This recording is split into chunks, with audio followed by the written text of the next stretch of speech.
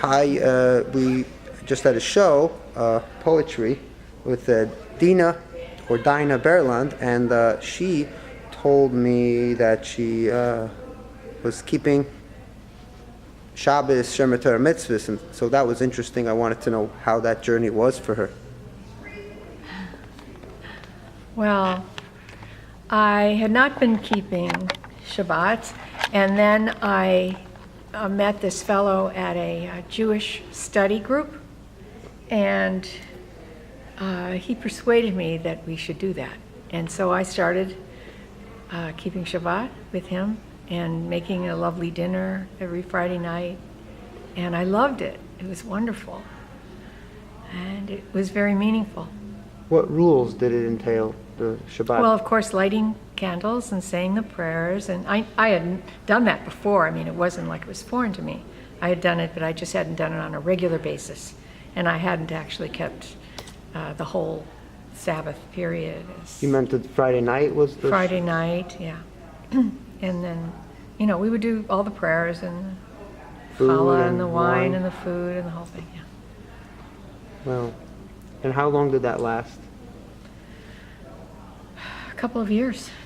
Wow. And the really interesting thing is that I was working on a book of Jewish prayers at the same time. I happened to discover a book of prayers by a 19th century Jewish woman named Fanny Noida. And she wrote the first book of prayers ever to be written by a woman for women. You know the Techinas, right? So I am a book editor as well as a poet. And I realized when I found an English translation in a used bookstore, it was right around the corner from my house.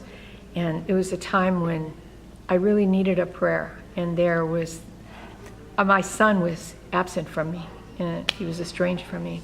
And this book had a prayer for a mother whose child is abroad. And it was like a gift from God, right? So I started saying this prayer, and I had such a strong feeling about it.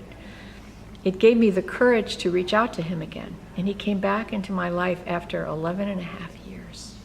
My son came back in my life.